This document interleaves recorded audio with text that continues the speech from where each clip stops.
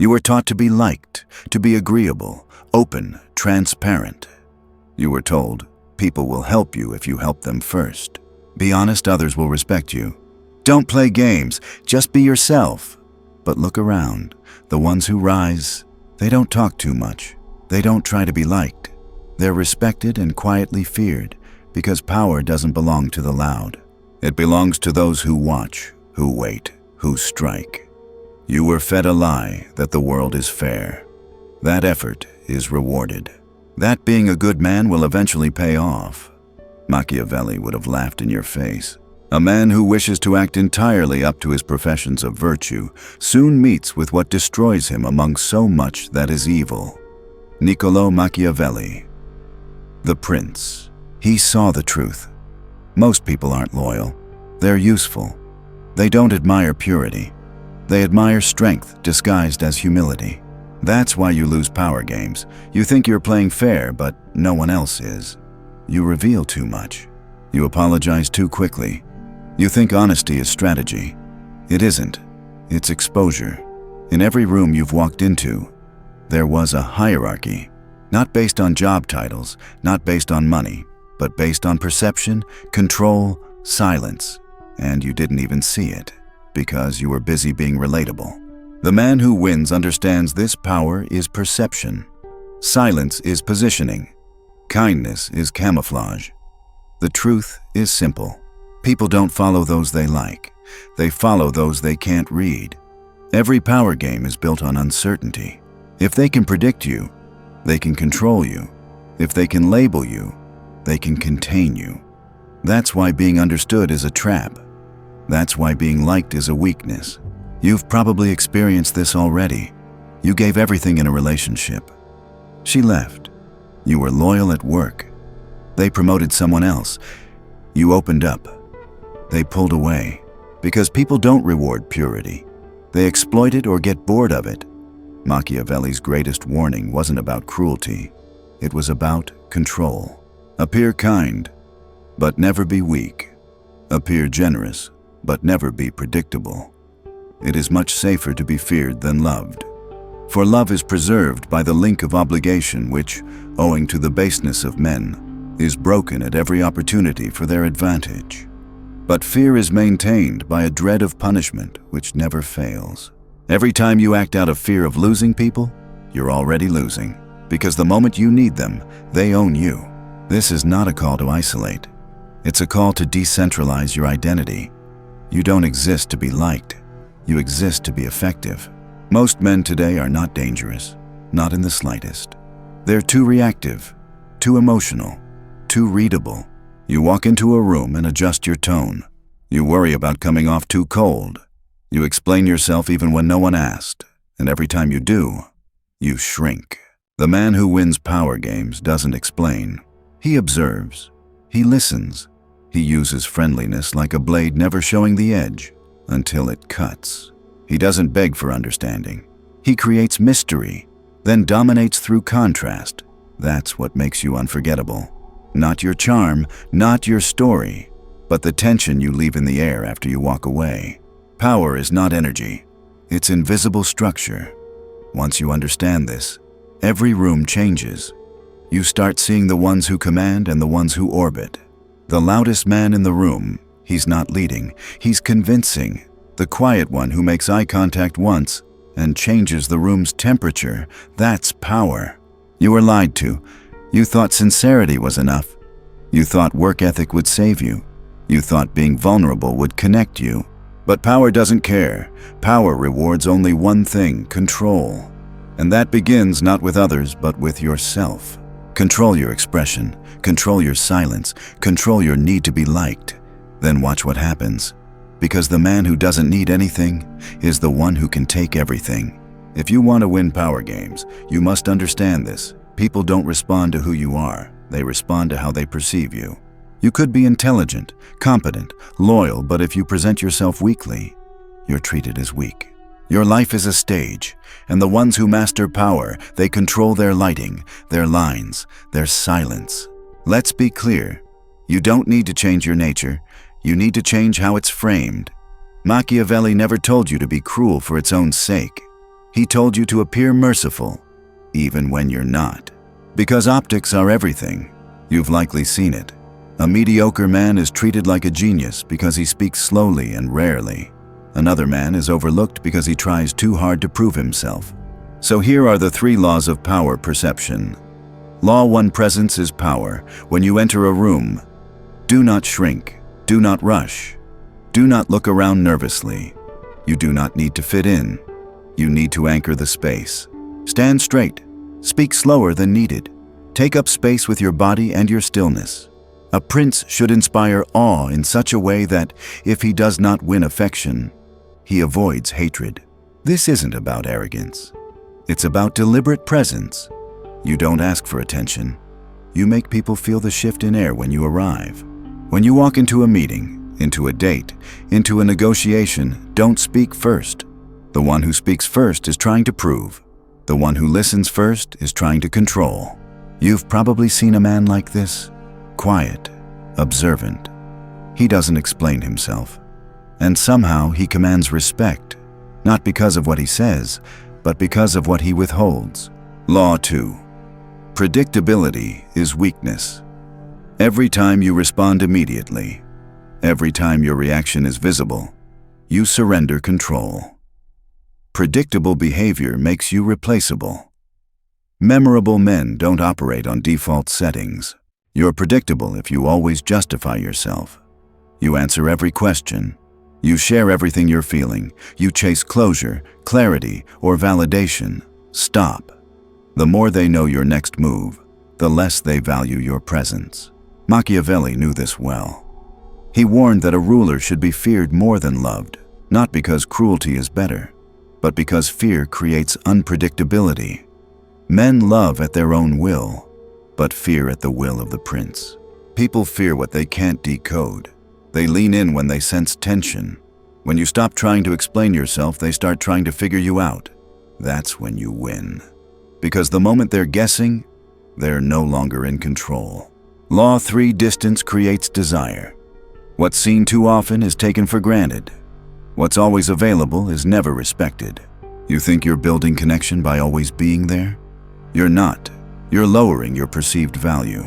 This applies to business, to dating, to friendship, to family. If they can always reach you, they never wonder about you. Mystery builds value, and value builds leverage.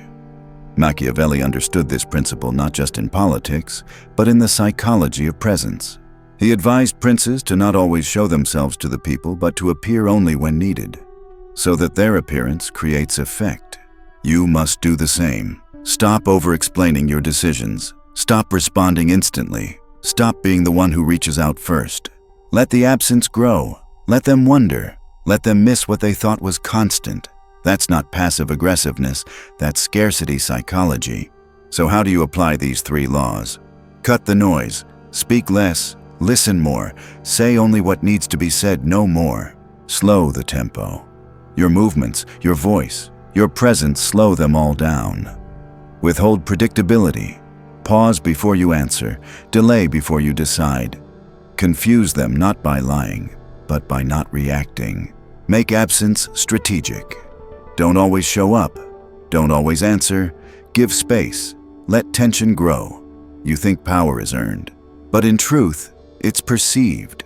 Perception can be shaped. Presence can be weaponized. Distance can be a blade. When you're always available, you're not respected. When you're always predictable, you're not needed. Let them chase. Let them wonder. Let them feel the weight of your silence. That's how you shift from seen to remembered. That's how you begin to win every power game. You think you're not playing the game. You think you're neutral. You think if you just stay out of the drama, you won't be involved. That's the first mistake. Power is not optional. The game begins the moment you're noticed. The moment you exist in a room, you're in the game. Whether you like it or not. Every day, in every space, you're in one of 4 silent contests, and the ones who don't know they're in it always lose. Let's break them down. 1. The dominance game: who sets the tone. Every group has a pecking order. Someone speaks more. Someone gets interrupted less. Someone commands attention. Someone fades into background. You're always being measured not for your content, but for your presence. In a meeting, a dinner, a team. Someone owns the emotional tone. They speak first, they joke last, they criticize freely. Others walk on eggshells. If that's not you, you're being dominated. Dominance doesn't require yelling. It requires frame control. You act as if your interpretation of reality is final. Examples. You walk into a room and comment on how quiet it is now. Everyone feels it. You interrupt confidently, not apologetically, and the room adjusts to your rhythm. You dismiss passive aggression with silence, not reaction, and it dies in the air. Machiavelli knew the prince must create reality, not react to it. The dominant man decides the tempo, even without authority. That's power. 2. The alliance game: who is safe, who is expendable. Every social group sorts people into useful, neutral, and disposable. And it happens fast. If you're always offering help, giving time, sharing secrets, you become useful but also used. If you never assert your boundaries, you become neutral, forgettable. If you speak at the wrong moment or threaten the hierarchy, you become expendable. That's how exclusion happens, not loudly, but through omission. To win this game, you must master strategic alliance. Bond with those above you, but don't seek validation. Give favors selectively, not out of guilt. Withhold vulnerability until respect is established. It is necessary to be a fox to recognize traps, and a lion to frighten wolves. Machiavelli. You can't be only useful. You must be dangerous to lose. That's how alliances shift in your favor. 3. The attention game: who owns the spotlight. Every environment has limited attention, and attention is currency. Attractive people know this. Politicians know this. Leaders know this. They speak last, not because they're polite, but because it makes people listen harder. You've seen it. A man walks into a room and says nothing, and everyone watches him. Another man over-explains and no one listens. The difference: one withholds presence, the other chases it. You don't need to be loud. You need to be intentional. Control your entry. Control your exit. Use contrast. Be serious in playful rooms. Be silent in loud ones. Be composed when others spiral. That contrast makes people look twice, because the one who seems unmoved by attention becomes the one who gets it all. 4. The respect game: who can't be crossed. This is the invisible line in every interaction. Respect is not just being liked. It's how quickly they adjust when you speak. When you're respected, people hesitate before disagreeing. They remember your words long after. They watch your reactions and adapt. When you're not respected, you get talked over. Your suggestions are dismissed. Your silence means nothing. How do you win this game? By mastering consequence. You don't threaten, you signal. You leave quietly when disrespected and never return. You reward loyalty subtly and punish betrayal silently. You never confront loudly, but people feel the change. Machiavelli understood that respect isn't built by being nice. It's built by being untouchable. You don't need to defend your position. You make them think twice before moving against you. Because when respect is present, even your silence feels like a warning. These 4 games: dominance, alliance, attention, and respect, are happening constantly. At work, in relationships, in your family, online. You're already playing them. The only question is, are you aware enough to win them? Stop thinking of power as evil. Power is structure, and without structure, you're replaceable. You don't need to manipulate. You need to observe and position. And when you master the game, you stop chasing. You start choosing. You walk into rooms differently. You speak with intention. You don't try to be understood. You let them wonder. If Machiavelli lived today, he wouldn't wear a crown. He'd wear a suit, or a hoodie, or a smile you couldn't quite trust. He wouldn't need a sword. He'd use silence, email timing, unanswered texts, strategic absence. Because the battlefield has changed, but human nature hasn't. The weak still beg to be liked. The strong still use perception as a weapon. Here's how he'd win today without ever raising his voice. Tactic 1. Never reveal your full intentions. Most men talk too much. They explain their plans. They announce their goals. They let people see their next 5 moves. That's not confidence. That's stupidity. The prince must be a great pretender and dissembler. Machiavelli. You don't owe anyone your clarity. You owe yourself leverage. Apply it like this. If you're quitting a job, don't say it. Move in silence. If you're building something big, don't hype it. Let them find out late. If you're dating someone, don't overshare. Let them feel the distance, not decode it. The moment people know what you're aiming for, they begin calculating how to block it. Keep them guessing, always. Tactic 2. Use absence to gain value. What's rare becomes precious. What's constant becomes ignored. In conversations, meetings, relationships, you must become an intentional presence, not a background noise. Examples. Skip events on purpose. Make them notice. Delay responses. Make them wait. Walk away at your peak, not after you're drained. People attach more meaning to what they can't predict. So let them miss you. Let them wonder. Let them fantasize about the version of you they can't access anymore. Absence creates mystery, and mystery builds power. Tactic 3. Create confusion, then clarity. If they always feel certain around you, you're not dangerous. Your presence should contain tension, not chaos. Tension, the sense that you're not fully readable. Be warm, then cold. Be present, then disappear. Be supportive, then withdrawn. Not to manipulate emotionally, but to break patterns. Once people are uncertain, they become psychologically dependent. They seek your validation. They chase your clarity. Then and only then give them a little of it. Not too much. Just enough to hook them deeper. Machiavelli would call this the art of illusion. Let them feel they understand you, but never fully. Tactic 4. Praise publicly, punish silently. Weak men confront to feel powerful. Strong men control outcomes quietly. If someone disrespects you, don't react. Adjust your access. If someone spreads rumors, don't defend. Destroy their influence behind the scenes. If someone betrays, don't yell. Make sure they never get another opportunity. Machiavelli advised, injuries must be inflicted all at once, so that their savor being less lasting, men shall forget it sooner. A quiet punishment is more terrifying than a loud emotional outburst, because it signals one thing: this man controls himself, which means he can't be manipulated. And that in a world of overreactions makes you untouchable. Tactic 5. Appear useful. Stay independent. Your usefulness is a shield, but your independence is your sword. You should be indispensable but never dependent.